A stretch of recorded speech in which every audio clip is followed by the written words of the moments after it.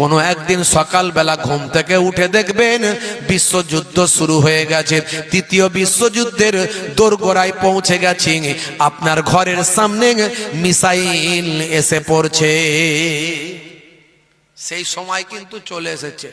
Geopolitics যদি আপনি ভাবেন, দেখেন, বিশ্বের পলিটিক্স যদি আপনি লক্ষ্য করেন, আপনি বুঝতে পারবেন। এখন আমেরিকার মেন টার্গেট হলো, ইসরায়েলের মেন টার্গেট হলো ইরানকে ধ্বংস করা। ইরান এমন অস্ত্র তৈরি করেছে, পৃথিবীর বুকে only one Muslim country in the world, একটাই পৃথিবীর বুকে মুসলিম কান্ট্রি আছে যে যাকে আমেরিকাও ভয় পাচ্ছে, সেটা হলো ইরান। সেই ইরান ভিতরে ভিতরে এমন অস্ত্র তৈরি করেছে, ইরানকে অ্যাটাক করতে ভয় পাচ্ছে।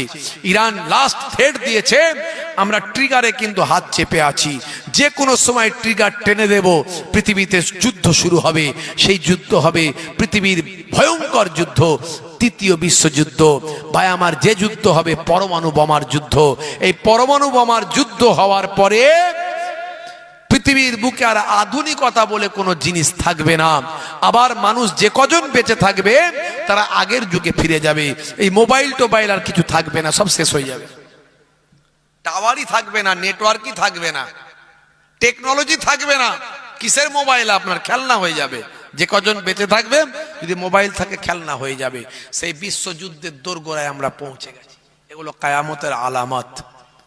আল্লাহ বলছেন, বান্দা তোরা যদি আমার ইবাদত না করিস তাহলে ধ্বংসপ্রাপ্ত হবি।